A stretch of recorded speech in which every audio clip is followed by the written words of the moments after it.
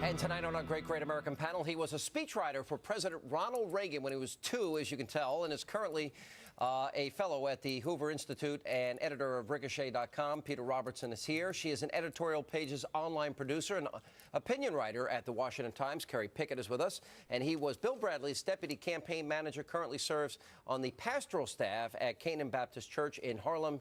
Jacques DeGraff is back with us. Guys, good to see you. Thanks for being with us. Big triumphant win for women in GOP primaries. Well, it's clear that the Sarah Palin influence goes from coast to coast. Is that good? Is that bad? It's good for Democrats in that the Republicans are having war with themselves. And as you have war with themselves, I think they're going to have to wrestle with what does it mean to be a Republican. You know what I think Democrats are missing, and you tell me, Kerry, if I'm wrong. They're missing that the people in this country are passionate that we're on the wrong course. 88% of the American people in this latest poll say so. You know, I'm hearing a lot of this woman-pushed election and so on and so forth. But you have to remember, this is more of a conservative woman-pushed primary more than anything else. I mean, remember in '94, a lot of women were brought into the Congress. But now we're seeing how much power Sarah Palin really does have as a kingmaker. Yeah. Look, since the press started writing about the gender gap all the way back in the 70s, there's been a kind of standard idea among the press and in the academy that women's issues are big government, somehow or other being taken care of, that women are in favor of Obamacare. Look what happened yesterday.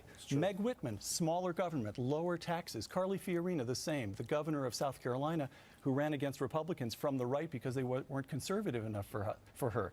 So this notion that women are somehow or other clients of the Democratic Party or of the liberal welfare state is now put paid for good and forever. It seems what is resonating of people that are not from the establishment. It seems what's resonating, people that really will take on and really hold the Republican Party feet to the fire as it relates to conservatism. It seems like a conservative ascendancy to me. Well, absolutely. And keep in mind, so often we hear issues of women's issues, and usually that tends to deal with issues of abortion. Well, you know what? Women's issues also deals with national security. It also deals with economic issues. And hopefully, what we're seeing with this new brand of conservatives, of women that are coming in, that they're going to be coming in with the Tea Party attitude. Are you jumping in? I don't know about that, Sean, but maybe.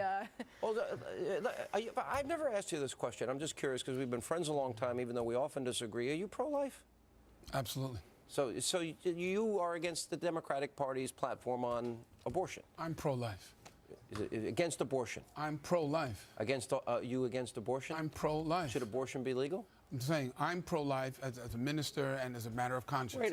But I'm saying when you ask the Democratic Party's position, I respect it. I disagree with it. Okay, so you're against Roe v. Wade? I disagree with it. Yeah. No, I just said Kerry just made this point. Up until yesterday, it used to be the case that the kind of given thought that any really hip, with it, sophisticated working woman was more or less automatically pro-choice. Carly Fiorina is pro-life. Things change. These primary results are a major event in the country. Yeah. Before you go rewriting history, let's just remember that in California there are currently 2 female senators, and in Arkansas, liberal senators. But they're female. Okay, so you can't just because of one election I don't care if they're history. male or female. If but they're I'm liberal saying and voting for big government, women power in politics has been a fact of life in America for more than a decade. In the Democratic Party. In the Democrat, well, so we now have in the Republican Party Meg Whitman, Carly Fiorina, and Secretary of State for California on the GOP ticket, a young African-American man. Keep your eye on him, by the way, Damon Dunn. We will be hearing from him. All right, we're going to take a break. We're going to come back more with our great American panel. Straight ahead.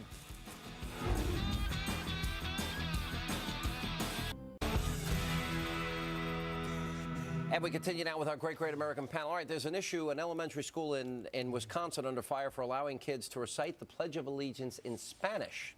Support? Absolutely.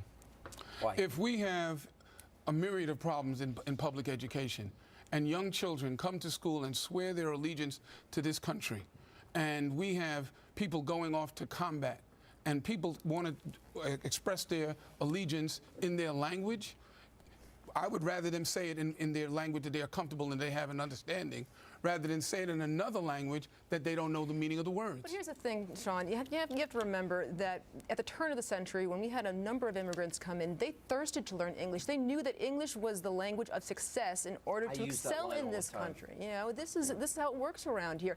And furthermore, Where does it say that? Look, if they're going to be learning English in the public schools, then they should also be learning English as far as our Pledge of Allegiance is concerned. But where does it say that? And then they'll actually understand what the Pledge of Allegiance means. I mean, frankly, it's hard enough to even get the Pledge of Allegiance even said in our public schools to begin with. And anybody who's saying the Pledge of Allegiance, that's a good thing, number one. It's a good start. It's a good start. But the principal released a statement saying that he has the children's best interest at heart. I grant him his goodwill, but the best interest of any child being raised in this country, of immigrants or whatever language they speak at home, is to teach the children English. Don't let them be relegated to some sort of. But they're not saying they're not teaching them English. They're saying one of the principal symbols for insisting on English as the primary language is surely the Pledge of Allegiance. Look, my in-laws came from Cuba. They fled Castro. At home, my wife and her siblings speak Spanish. They cherish their Spanish heritage. They work hard to keep it alive. Raising our children, we've taught them Spanish. But there's no doubt English is the language of this country. It promotes fundamental unity. It creates real opportunities for the kids. There's no document. The Declaration of Independence, the Constitution, the law of any state agrees with what you just said. That's not what you're saying. You use the line that I often use, and that is that English is the language of opportunity and success in America. And it is, we are not serving these children well if we don't insist that they have English, because they will be shut out. Opportunity will be denied them in their future lives. And if we love them and care for them, we have got to make sure that they understand that they adopt, embrace the language of success. Or look at the experience. Absolutely. No, and in fact, if you think about it, we're putting them at a horrible disadvantage if we're not even pushing the whole idea of English in the public schools to begin with a lot of new immigrants who are actually coming into the country. There are communities within a half-hour's drive from this studio where you can go and see languages, signs that are only in other languages, and the people are thriving. Why? Because they're Americans and they believe in their hearts in the American principle. That's the most important thing, not what language they talk about, but how they live their lives. The language of success is English and a lot of other languages. But the only way you're actually going to be able to actually get ahead, though, as far as a resume, as far as a college application, it's going to be English. People who have businesses and they're thriving. You're a patriot. You're concerned about American values. You share them. You believe them. I grant every bit of that. But look at the experience in Canada, where for historical reasons, there's a big chunk of the country which is linguistically different. That has been nothing but tension and difficulty in Canadian history. We don't have that in this country. There's some danger that we could, if we permit it. We have to work hard at unity in this country, and English is one of the mediums of unity. You can't force it down people's throats. The Empire State Building's owner won't light the landmark skyscraper for Mother Teresa because of a policy against honoring individual religious figures. Now, how stupid is this? Well, it's a policy that has not been consistently applied. There's no one who would vote against Mother Teresa, and I'm voting with Mother Teresa. Yeah. Think about it. I believe Pope John Paul II was actually honored with the lighting of the Empire State Building, as well as other Catholic dignitaries. So, frankly, their response that, well, we don't honor people of a religious background or religious dignitaries just doesn't really spin with me. This is so wrong-headed that only the bureaucrat who made the decision and our friend Christopher Hitchens could possibly believe it was the right thing to do. She won the Nobel Peace Prize, And not Bill, because she was a Catholic. Bring up Bill Maher as long as you're talking about. There's a third?